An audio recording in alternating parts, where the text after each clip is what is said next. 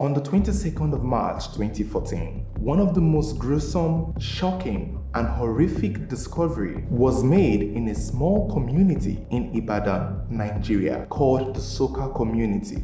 This discovery would go on to be known as the Ibadan Forest of Death. Some people would call it the Soka Forest of Doom. Over 20 fresh decaying human remains were discovered that day. 50 human skulls, multiple clothed items belonging to men, women, and children believed to have been captured by suspected ritualists. Body parts like hands and limbs were scattered around the floors of this forest, almost like it was a kitchen for wild animals. It was an eyesore, a nightmare, one you can only find in a horror movie. Up until this very day, no one knew what really happened behind the thick bushes of the Soka Forest of Death. Up until this very day still, no one has been held responsible for the evil that went on behind the walls of this uncompleted building discovered deep in the heart of the Soka Forest. Who were the masterminds? Who were the victims? What were done with these body parts of these victims? And why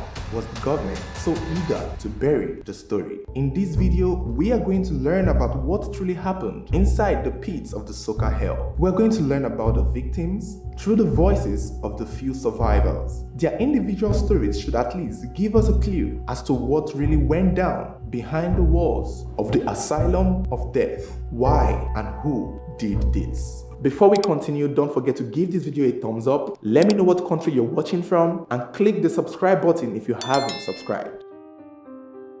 The first story we're going to look at is that of a motorcyclist by the name of Abakuda. He is the reason for this particular discovery. Thanks to Abakuda, the satanic activities that was going on in the Soka forest was exposed. If not for these motorcyclists, I don't think we would have ever discovered this horror. There is a chance that the evil going on in the Soka forest would still be going on up till this day. On the 21st of March 2014, a motorcyclist by the name of Abakuda was called by an acquaintance to help take him somewhere around Soka area. Now, by this time, nothing was known about the Soka forest horror, like it had not been discovered. To the rest of the world, Soka was just a community in Ibadan. Abakuda was on his motorcycle taking a friend home when he got a phone call from another friend, and the call was so consistent that Abakuda had to stop his motorcycle to take the call. And when he took the call, the second friend was like, "Please come get me and take me to Soka area. I am in a hurry. I have somewhere to be." And Abakuda was like struggling with the network, but instead of telling him off,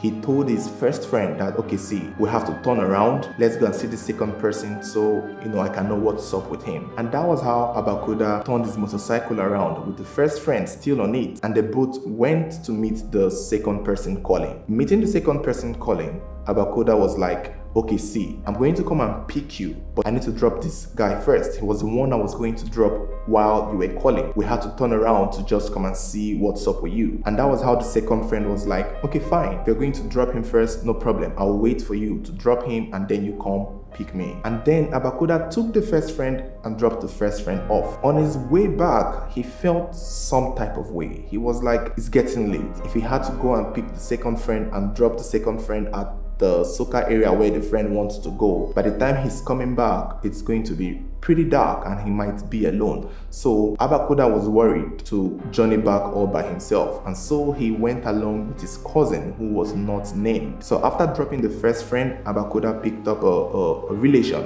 known as a cousin, and they both went to meet the second friend. And that was how it was said Abakuda, his cousin, and the second friend journeyed towards Soka area. And that would be the last time they heard from Abba and his cousin.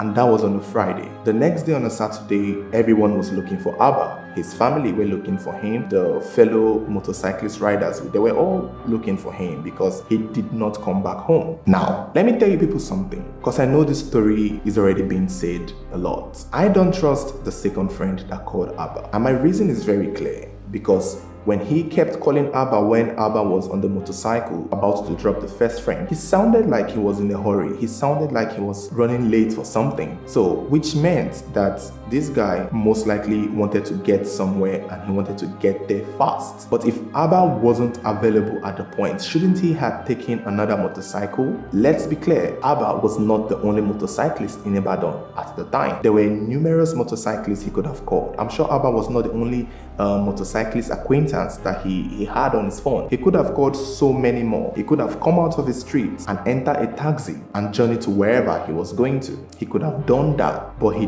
didn't. Which to me is very suspicious. I mean, if you were in a hurry, why did you have to wait for this motorcyclist to go and drop someone else and then come back to pick you? There was just something off about that move. And over the course of this video, hearing the testimonies of how the other survivors found themselves in that Soka forest, you will notice a pattern that is consistent, which would most likely give you the impression that there is a possibility that some of these victims of the Soka forest of death might have been sold out by someone close to them. So Abba, his cousin, and this second friend all journeyed towards Soka area, going to drop that particular friend. And that was the last they were heard from. It was the next day in the morning when Abba was being looked for by his family that people realized that something bad must have happened. That was when the first friend that Abba had gone to drop, remembered that someone was desperately calling Abba to take him to the Soka area. It was that friend that gave the information that there's a chance that Abba might have been in Soka because he wanted to drop someone off there.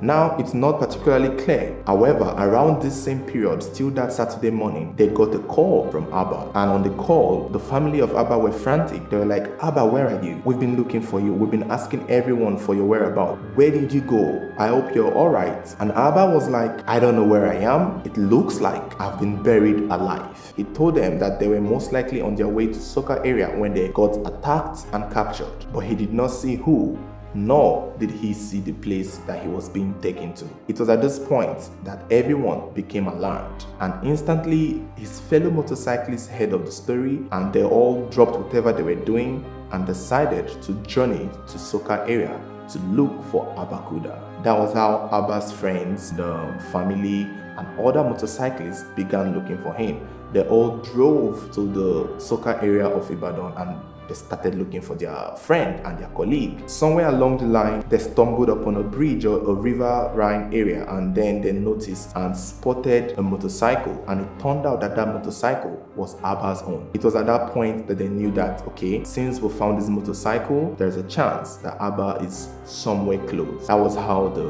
group started splitting around. They all followed the path of the river and started searching around the area. Some were said to be calling his name, and they were just basically looking for where he could have been. Around the water area was the Soka forest, and deep up the hills of the Soka forest were some uncompleted buildings as well as other residential buildings. So some of the group of friends searching, some of the people in the search party decided to journey towards the buildings that they were seeing in the forest, hoping that they could have an answer as to where their friend was. So spotting a particular building, and a few group of people approached it. While they were getting closer to the building, they started hearing a series of cries, a group of voices screaming and begging for water. It was more like, please give me water, please give us water, please, we are thirsty, give us water. These boys searching for Abba could hear these cries, and they were like, yeah, let's go and check this place. Maybe they would know something about Abba. Getting closer to the building, they heard a gunshot. Understanding where the gunshot was coming from, they heard more gunshots, and before they knew, they realized that they were being shot at by a group of people with a gun. Instantly, the few group of people retreated and went back to the rest of the group and told them, see, some people are shooting at us. We heard cries coming from this compound, but as we got closer, they fired at us. That was when more of the search party decided to go towards that direction. At the same time, the police had been informed. So they've been informed of someone who went missing and how these people are going to look for the person at Soka Forest. This was even before they all came to search for Abba. However, this group of search parties decided to journey towards the direction of where the gunshot was coming from. And when they got there, the people shooting the gun could not continue shooting the gun because obviously there's a crowd of people now and they've been overpowered. Somewhere around this line, somewhere around this point, they still got a call from Abba, and Abba in the phone was like, I can hear footsteps above me. I think I hear you people around me. I think you people are very close. I don't know where I am exactly, but I know I am under the ground. This was when they were like, okay, obviously they are close to looking for Abba. Breaking into the building where these people were shooting at, that was when this group of motorcyclists, this search party, discovered a hall, a room full of people in captivity. There were men and women tied up in chains to a wall. It was shocking and disturbing. Instantly, they rescued these men and broke off the chain, and it was said that some of these people rescued began to flee for their lives. This discovery was shocking enough to the point that they could not even keep it to themselves. While they were trying to make sense of what they were seeing, they decided to check other buildings. They decided to search for other buildings because they were still looking for Abba Kuda. In searching the other buildings around the forest areas, they saw a particular building that was filled with dead bodies. Some of them decomposing, some of them without heads, some of them without limbs. This was when they knew that they had found something bigger than what they were initially looking for. They also noticed series of body parts along the forest floors, skulls, decomposing bodies. These became bigger than what they could even imagine. It was a total shock. At a point, they even forgot that they were looking for someone. There was another building that they discovered that had clothes items, shoes, bags that most likely belonged to these captives. Instantly, this discovery was marked to be a horrific den of torture. This turned out to be the moment the Soka Forest of Horror was discovered. At the same time, seeing all of this chaos, the friends were putting a call to Abba, trying to know where he was. Abba, where are you? We are here. We've seen people. We've even rescued some people. Where are you so we can help you and find you? And in the call, Abba was like, my battery is running low. I can hear you people's footsteps. I'm hearing voices. I don't know where I am. You just have to dig. Immediately, they began to dig. They were just digging anywhere that they could imagine someone could be buried. They dug so many holes, and yet they couldn't find Abba. Trying to call him again, they realized that his phone was switched off. And this was the part that became very frustrating. At the same time, the police had arrived at the scene, and these people had expressed themselves and told them that this is the situation and this is how it is right now. And of course, the police saw that this was even bigger than looking for just Abba himself, because someone needs to explain what all these dead bodies are for. Who were all these people captured? Where were they from? Who is in charge of this place? Who brought these people here? The body parts, the skulls, the decomposing fresh human remains, the clothes, the properties. But these search parties still wanted to find their friend Abba. And with more time that they waste, they realized that the more holes they dug, they weren't even close to finding Abba. At this point, his phone had died, so obviously they could not reach him to know how close they were. The good part of this search party was the discovery of the Soka Forest of Evil. But the bad part of it was that Abba Kuda was never found. Up till this day, his body is most likely possibly still buried underneath the soil of the Soka Forest. And the attention focused on what it had come to be, from the search of a motorcyclist to the discovery of the Ibadan Forest of Horror. Who were these people? How did they get here? How long had they been here? And why were they there? After the police got the information that a site of captives and an uncompleted building full of dead bodies has been discovered, they soon showed up in their vans and weapons to see for themselves. At this time, many of the captives have been unchained and set free, and many of them had run away. But when the police came, they were able to still meet 7 remaining survivors, still at the scene. One though would later drop dead right in front of them, leaving just 6 survivors of the Soka Forest of Horror. The one that dropped dead in front of them had been seriously malnourished. He was just a living skeleton. Just like the other 6 survivors, they were so weak that they could barely even move. That is why I want to assume those captives who were able to still run away was most likely the recent ones who had been brought there, still with enough energy to scamper, because the rest 6 could barely move. And so they were all taken to a medical center for medical attention. And after they regained their sanity and part of their health back, they were able to recall how they found themselves in the Soka forest of horror. Now, we may not have the full testimony of all of them, but this is what is known about some of the victims of the Soka forest of horror. One of the most notable survivors of the Soka Forest of Horror was a 72-year-old woman by the name of Cecilia Obiakena. She was spotted at the scene but was unable to speak. Although it was clear that she was sane, it would be later discovered that she originally went missing in 2008. Put in mind that the Soka Forest discovery was in 2014, which would mean Cecilia had been in that forest for up to 6 years. With this notion in mind, it is very clear and very safe to say that the Ibadan House of Horror had been in existence for almost nearly a decade. What was even more surprising about Cecilia's case was the fact that she went missing in Edo State. I mean, you would think a lot of the captives in the Soka House of Horror would be people from Ibadan, people around the community, people around the state. But it was a shock to learn that this woman had actually vanished from her home in Edo State, only to be found 6 years later in a thick forest of doom in Ibadan, 5 hours away from Edo State. So how did this woman who went missing in Edo State find herself in a thick bush in Ibadan? I told you guys initially that I did not trust the second friend of Abakuda, the motorcyclist, because I feel he was the one who sold Abba out to the people operating the Soka House of Horror. Cecilia wasn't traveling when she landed in the Soka forest. According to her grandchildren who had come to claim her after seeing her in the newspapers, it was said she had gone to the market one morning in 2008 and never returned home. Obviously, someone brought her here. It's not as if she was kept in a Ghana must go or locked in a booth. She must have sat in a vehicle with many other passengers, not knowing that she was coming to that forest. For Cecilia to have been there for almost 6 years, clearly she had been fed as little as they would have been feeding her, and she was being kept, hopefully waiting for the day someone would request for her head or her parts or whatever they did there in the Soka forest. Thankfully, that day never came.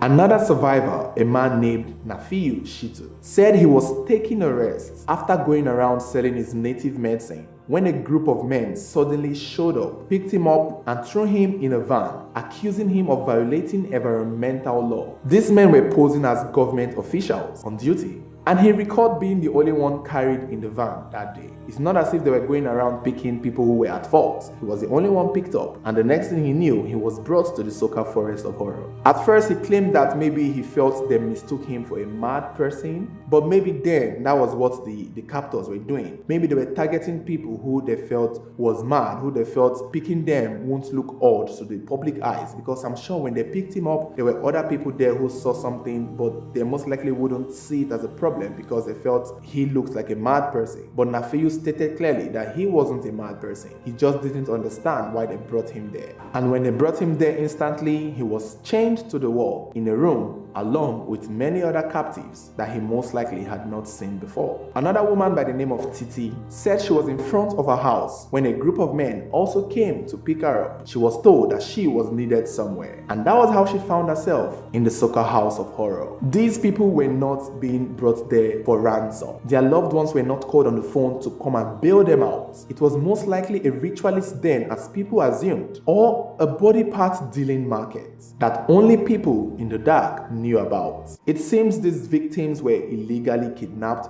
obviously, and sold out by people who were closest to them in exchange for money. It's like telling people about an underground business and telling them to bring someone in exchange for money, and eventually a lot of these victims were most likely betrayed by people who knew them closely. And I feel that could have been the same case for Abakuda. I feel Abakuda was sold out, as well as Titi, as well as Nafiu, as well as Cecilia, because for someone to get there, someone had to bring them there. Because I'm very certain for a fact that it's not the same people who brought Abakuda that still brought Nafiu, and I'm sure it's not the same people that still brought Titi, nor would it be the same people that brought Cecilia. This was clearly an underground chain of human trafficking. and it was established that these men guarding the Soka House of Horror were different from the men who brought in the victims. And these victims were being brought on a daily basis. Because in the survivors' confession, in Nafiu and Titi's confession, they repeated separately that new victims were brought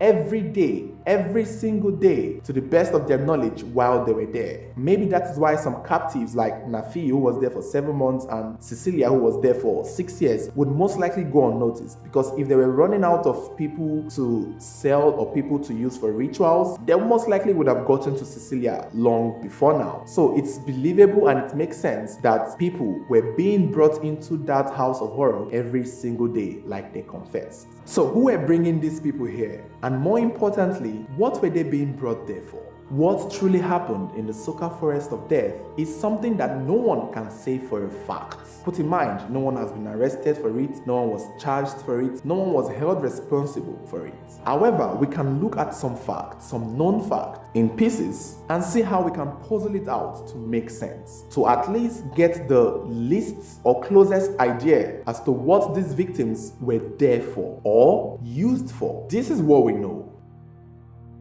It was said over 50 decomposing bodies were found littered around the forest. A chunk of them were found in an uncompleted building in the forest. 50 fully decomposing bodies. We also know that over 100 human skulls were also found around. It could have been less, but these were the figures assumed by some sources. And we also know that body parts like hands, legs were equally found around. With this picture in mind, the popular notion would be a spiritualist, money ritualistic den, where these victims might have been used for money rituals. But then, could it be more than that? One thing the survivors were clear about, especially Nafiu and Titi, they said they never saw the captors kill anyone. The captors only came to give them food and beat them. They didn't even say they saw the captors forcefully assault any of the female captives there. However, they did see the people in charge carrying out dead bodies every now and then. They were clear that people were dying from time to time,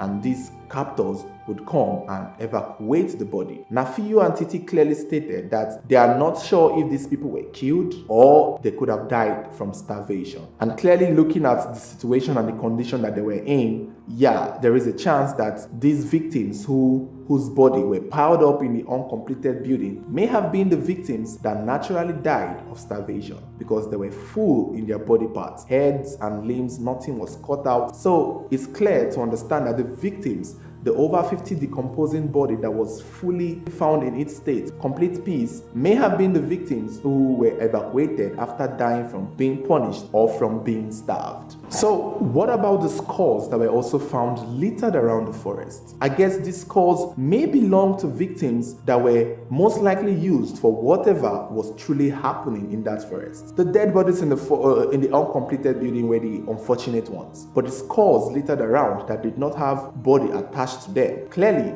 these particular victims or these particular victims that owned the skulls may or were decapitated. And if there were over 100 decapitated skulls, there is a chance that over 100 people were beheaded in that forest. And beheading someone, could that mean that this was a money ritual case? Because when we look at money ritual as we know it, it's usually someone's head being used for money rituals. That is in most cases that we know. The priest will always demand, give me a head, give me a woman's head. We understand a money ritual to involve a lot of human heads. But the fact that these human heads and their skulls were littered around, it most likely might mean that they were not the important parts of what was needed. Which is giving me the picture that maybe these people were not most likely used for money rituals. Maybe that they were used for their organs. Maybe their organs was what was needed from them and not their head. That could explain why there were limbs like hands and legs and other body parts littered around for those ones whose skulls were just littered around. There is a high possibility that the Soka Forest of Horror was a body part den, organ harvesting scheme. People being brought there for their body parts to be harvested. Another major question that is usually asked regarding the Soka Forest of Horror is, how did this atrocity go on for as long as it did without anyone noticing? this is such a horror. I mean, a horror like this could at least have gone, let's say, a year or 2, 3, and then people start saying things. But for the fact that this may have gone on for almost 10 years or even more without anyone seeing or routing them out is almost very questionable. In fact, that is why we're asking the question. How did this go on for as long as it did without anyone noticing? Now, despite the fact that this old tragedy, this warehouse of disaster, this warehouse of horrific, murderous and ritualistic killing, despite the fact that it went on in a forest, there was a community close by. These were buildings mounted there by people, most likely engineers who drew plans. So yes, despite the fact that this was inside a thick forest, there was a community there. Another fact that is relevant to this question is the discovery of other residential buildings near the areas. There were people living there. There were houses of regular people who go to work and come home and,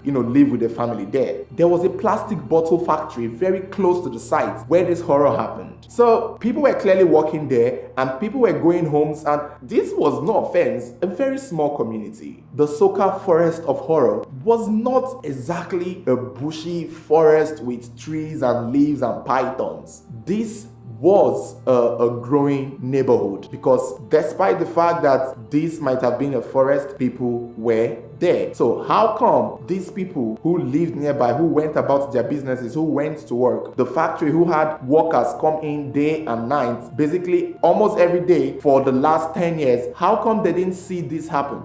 And when the police were speaking on it, the spokeswoman pointed out the fact that when these bike people came to search for Abakuda, from a distance they could hear these captives crying and begging for water. So if these captives could be heard from a distance crying and begging for water, then the neighbors, the houses, the factories, people who lived around the discovery of this site could have also have heard them, and most likely could have heard them more than once. So why didn't they report? Why didn't anybody go to check what was going on there? Why didn't these people, didn't they perceive the tons and hundreds of decaying bodies left in an uncompleted building? Did they not perceive it? Did they not hear the cries of these captives? Did they not see an unusual activities of people being brought there nearly almost every day? This is very, very suspicious if you ask me. Learning that there were other buildings surrounding this site, surrounding this massive site of horror, learning that these things were there can only make you question, is it possible that these people around the community were in on it? Is it possible that these neighbors were pretty much the ones taking care of these captives? Well, there is a simple answer to why this may have gone on without even the neighbors noticing or observing or caring or even alerting the police. And one reason that I was able to find, or one reason I was able to understand from my own research, is the fact that the people who ran the Soka Forest of Horror, the people who ran this asylum, this warehouse of human markets, posed it as a mental institution. They kill people here, but some people had been writing petitions for years about this place, and we learned the response was they are taking care of mad people here. But if truly they are taking care of mad people here, why do we see dead bodies around?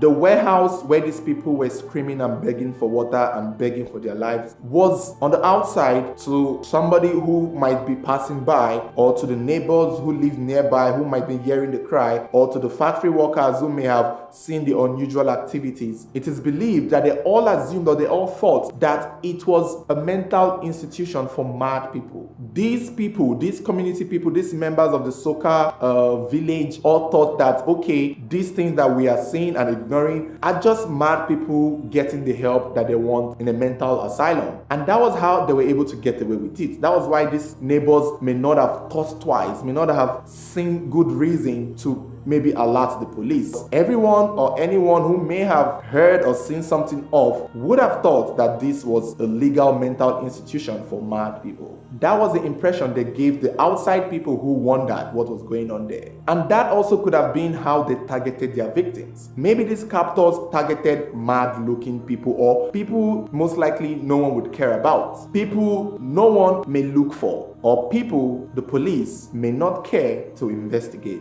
Because let's let's face it, if a handful of these victims of the Soka forest were all taken from Ibadan, just Ibadan there, that is a whole lot of missing persons to be alarming to the police. And if this was consistent for over 6, 7, 8, 9, 10 years, I think the entire Ibadan should be worried, because they said 50 bodies were found, over 30 captives were rescued, over 100 skulls were discovered. These are a lot of people. These people had friends, these people had families, these people were most likely reported missing to the police. How can this much people be kept there away from the society and the police were not alarmed and the police were not worried as to where were all these people going to? Clearly, the people who were behind the Soka Forest of Horror made sure that their victims were people no one would care about. People who may seem or pose or appear to be mentally unstable. Hell, there could have most likely been many mentally unstable people there, just so to cover up for the fact that they were actually kidnapping regular people who were normal to use them for the purpose of the money rituals. But then again, there still is a very big possibility that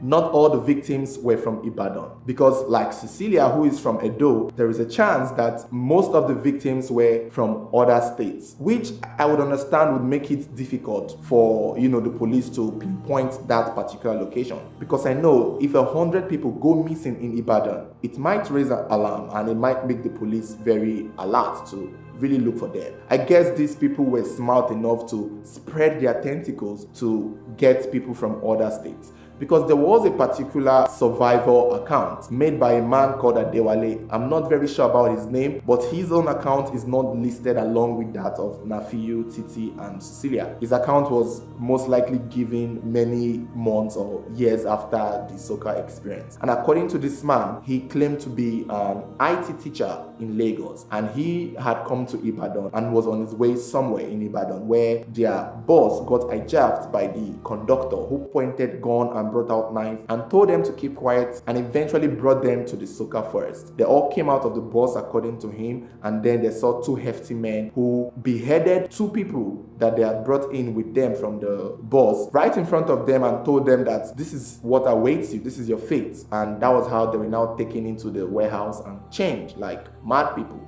So this particular account of this supposed survivor gives the impression that there is a possibility that many more of these victims were travelers, people in transit, people on their way from Lagos, Ogun State, Edo State, Delta State, Port Harcourt, all across Nigerians who might have been unfortunate taking that route or taking anywhere close by that route, and they ended up finding themselves there. And if that is the case, I see why this could have gone on for years without people noticing. Because let's say they kidnap 10 people within the space of 1 year around Ibadan. They will most likely look for more people somewhere else, just so as to avoid the eyebrows, just so as to not make the concentration of their victims in just one state. Because if this much people came out from one state without the police really noticing or raising alarm, then it's troubling. It's very troubling. It raises eyebrows. It's giving me the feeling that maybe people in high power might have known something about it. Which leads us to the next part. Who is to blame? And why was the government so quick to shut it down? The moment the Soka Forest tragedy, the moment the Soka Forest horror was discovered, it went viral. People were talking about it. It was all over the news. It was all over the blogs. People were coming to the site to see for themselves. And instantly, the authorities, the police headquarters from Abuja, ordered forensics experts to go there and find out what really happened there. By the time the forensics got there, the Ibadan government had already started demolishing the building. Why were they demolishing the building? Knowing fully well that an order has been given to forensics to come and check what actually went down there. Why was the government so quick to bring it down? You can't destroy a building to something that has just been discovered. Meanwhile, don't forget, this is like 2-3 weeks after it has been discovered, Abakuda self has still not been found. The guy was still somewhere buried underneath the earth. And these people were begging the government to dig up the ground and see if they can find him. Rather, the government started breaking down the wells just to make sure that it is covered, just to make sure that the story dies, and just to make sure that no one knows what truly went on there. Because by the time the forensic got there, the buildings were all, every evidence that they could place their hands on have been gone. That is one thing suspicious that the government did that made a lot of people raise eyebrows. Like, why were they so quick to want this thing to go down? Why were they so quick? Why didn't they want to investigate what happened there? Instead of finding answers,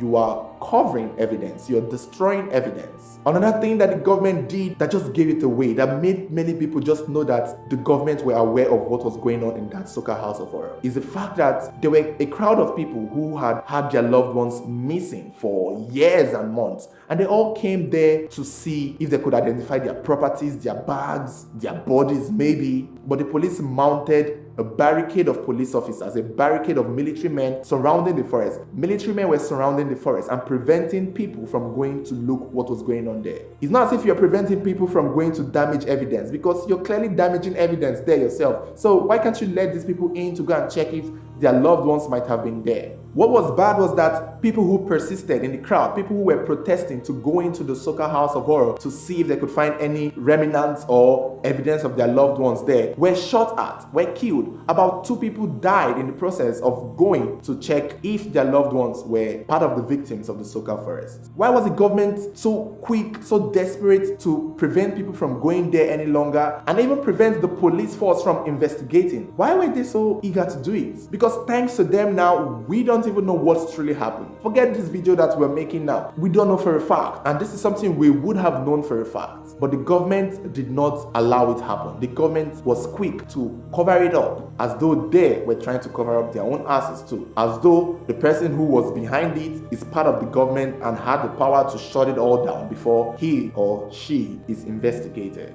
The activities of the government towards the Soka forest discovery made it very suspicious that people in political power had a hand in the organ harvesting or ritual killings of the victims of the Soka forest. And let's face it, this was 2014. This was a period of election, because the following year, 2015, would have been the next Nigerian election, and many people felt, I guess this is where the future governors and presidents come to get their powers from. Another thing again, the police claim that they arrested 7 people, 7 herdsmen with gun, and the people mentioned the name of someone who brought them there. And according to the last we heard, the police claimed that these people that they caught with guns and rifles were helping with the investigation.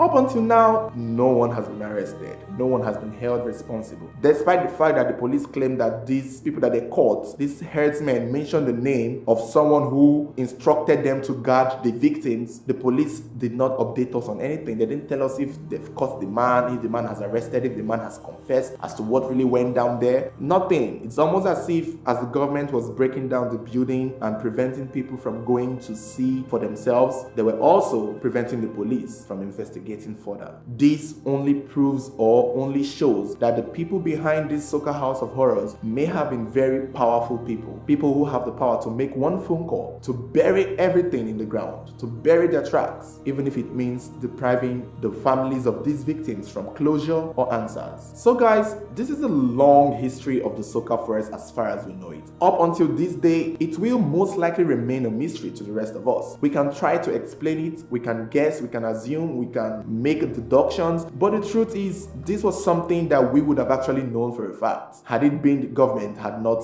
prevented the truth from coming out. But personally, I believe this was an organ harvesting scheme. There's also a chance that these people's head were used for rituals to those who wanted to buy. I believe it was a human trafficking scheme too. People who were offered money to bring other people that they could use for this atrocity. I believe it was like a channel of body parts dealing. Currently, the state of the Soka forest, after the government broke down the entire building, they turned it into a school. It's now currently a boarding school or a primary school. I'm not particularly sure, but it's a secondary school, and a lot of new generation kids are now going to the school. It's unclear if these people knew the horror behind them. There is a chance that Abakuda is still buried there along with many other people, and there's a school there, mounted there, and the neighbors, the people who live in there, they've all gone back to their regular lives. Many people were scared at the time, but it's being said that those people who were originally from the community had all come back and they now live there in peace. It's almost like, in as much as the horror may forever be haunting, the soca community itself has moved on from it.